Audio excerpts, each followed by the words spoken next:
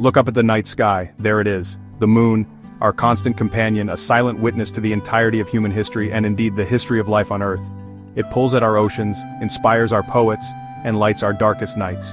We see it as a symbol of permanence, an anchor in the vast, shifting cosmos. But this perception, like so many of our assumptions about the universe, is an illusion born of our fleeting lifespans. The truth is, the moon is leaving us.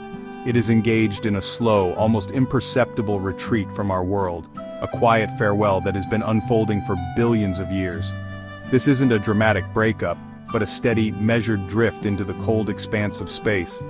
This cosmic separation is happening at a rate that is both astonishingly small and cosmically significant. Every year the moon moves about 1.5 inches or 3.8 centimeters further away from Earth. To put that into a more human perspective, this is roughly the same speed at which your own fingernails grow.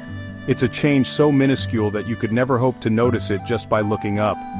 Yet over the immense timescales of celestial mechanics, this tiny annual drift adds up to a profound transformation of our home system. The moon we see today is smaller in our sky than the one our distant single-celled ancestors would have seen, and the moon of the future will appear smaller still.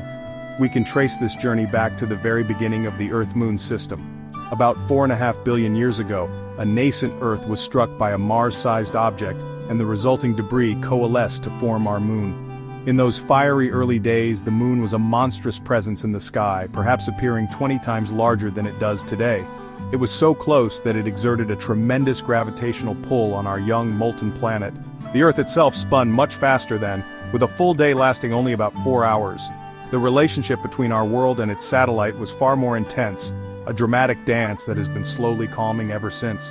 The story of the moon's retreat is a story written in the language of physics. It's a tale of gravity, energy, and momentum, played out on a planetary scale. It reveals a fundamental truth about the universe. Nothing is truly static. Planets, stars, and moons are all locked in an intricate ballet, constantly exchanging energy and influencing one another's paths. Understanding this slow departure requires us to look beyond the human timescale and embrace the deep, unhurried rhythm of the cosmos. It's a reminder that the sky above us is not a fixed backdrop, but a dynamic, evolving stage where the grandest stories are told.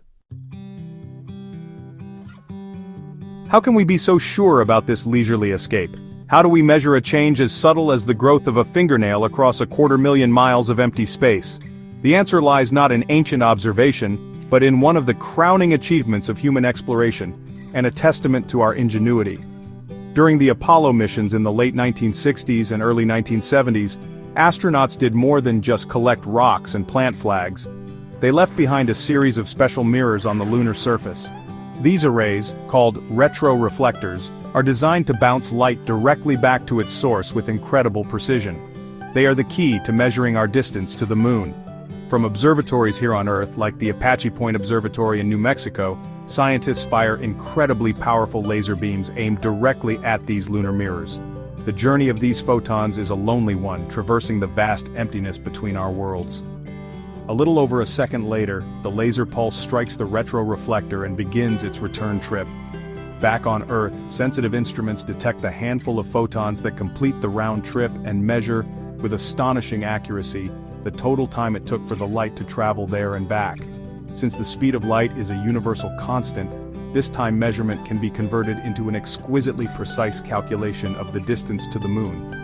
This experiment, known as the Lunar Laser Ranging Experiment, has been running for over 5 decades. By repeatedly firing lasers and timing their echoes, scientists have built an unparalleled record of the moon's orbital behavior. It is through this accumulated data that we have definitively confirmed the moon's annual 3.8 centimeter retreat. The measurements are so accurate that they can tell us the Earth-Moon distance down to the millimeter. This ongoing cosmic conversation conducted in pulses of light has transformed our understanding from a theoretical possibility into a measured, confirmed fact. The echoes from the moon are telling us year after year that it is drifting away. This level of precision does more than just confirm the drift, it allows us to test fundamental laws of physics. These laser measurements have been used to test Einstein's theory of general relativity, probe the nature of gravity, and even study the composition of the moon's core. The simple act of leaving a mirror on another world has given us a cosmic laboratory of immense scale. It is a beautiful example of how our curiosity, coupled with our technological prowess, allows us to uncover the subtle, hidden movements of the universe and chart the slow, inexorable dance of our celestial companion across the vastness of time. So, what is the engine driving the moon away? The force responsible is the very same one that governs our tides. It all begins with the moon's gravity pulling on Earth. This pull is not uniform. It's slightly stronger on the side of Earth facing the moon and slightly weaker on the far side. This differential pull stretches our planet, and because our oceans are liquid and can move freely, this stretching creates two prominent tidal bulges of water. One bulge forms on the side of Earth directly beneath the moon, and another forms on the opposite side. If Earth didn't rotate, these bulges would stay perfectly aligned with our lunar neighbor. However, Earth rotates on its axis much faster, once every 24 hours, than the moon orbits around it, which takes about 27 days. This rapid spinning of our planet drags the two oceanic bulges slightly ahead of the moon in its orbit. Imagine Earth as a spinning top with two slight bumps of water on its surface. As it spins, these bumps are always just a little bit ahead of the moon. Now, these bulges are not insignificant. They are massive collections of water, trillions of tons of it, and they have their own gravitational pull. The bulge leading the moon constantly tugs it forward, giving it a small but continuous gravitational boost. This constant forward pull from the tidal bulge acts like a steady push on a child's swing. It transfers a tiny amount of energy to the moon. In orbital mechanics, when an object in orbit gains energy, it doesn't just speed up in place, it is propelled into a higher and more distant orbit. So, the energy the moon receives from Earth's tidal bulges is what causes it to spiral slowly outwards, increasing its distance from us by those 3.8 centimeters each year. The moon is essentially stealing a bit of Earth's energy to fuel its escape. The oceans are the medium for this grand cosmic theft, but that energy has to come from somewhere. The universe is a strict bookkeeper. Energy cannot be created or destroyed, only transferred. The energy the moon gains is taken directly from Earth's rotational momentum. The moon's gravity, in turn, pulls back on the tidal bulges that are racing ahead of it. This gravitational tug acts as a brake, creating friction as all that water is dragged across the ocean floor. This phenomenon, known as tidal braking, is relentlessly slowing down our planet's spin.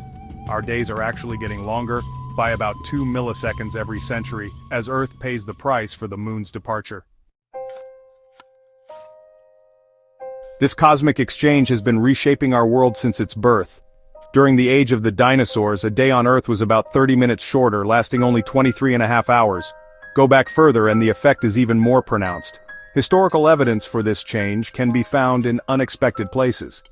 In 1695, the astronomer Edmund Halley studied ancient eclipse records and found that their timings didn't align with his calculations based on the present-day orbit.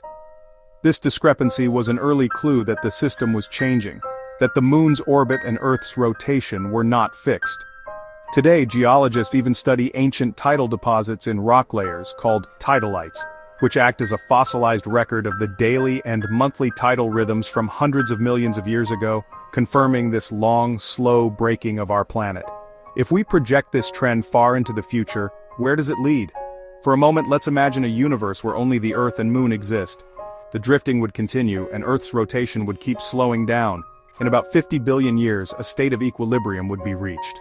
Earth's rotation would have slowed so much that it would become tidally locked with the Moon, just as the Moon is already tidally locked with us. At this point, one day on Earth would last for about 47 of our current days, and the same side of Earth would perpetually face the Moon. For one half of our planet, the Moon would hang motionless in the sky, while the other half would never see it. At that point, the drift would finally stop. However, this ultimate destiny of tidal locking will never come to pass. The universe has a far more dramatic and definitive ending in store for our planetary system. We have a deadline, and it is set by our own star, the Sun. In about 5 billion years, long before the Earth and Moon could ever achieve their tidal lock, the Sun will exhaust the hydrogen fuel in its core. It will begin to swell, transforming into a colossal red giant star. Its outer layers will expand catastrophically, engulfing the inner planets one by one. Mercury will be the first to go, followed by Venus. the sun's fiery expansion will almost certainly reach Earth's orbit. Our planet, along with its drifting moon, will be swallowed by the star that once gave it life. The oceans will boil away, the atmosphere will be stripped, and the very rock of our world will be vaporized. The slow, graceful dance of the Earth and Moon, a partnership that has lasted for billions of years, will come to a swift and cataclysmic end. Their final act will not be a quiet separation, but a shared demise within the heart of their dying star. The cosmic story of their retreat is ultimately finite, a temporary chapter in the grand and often violent saga of the universe.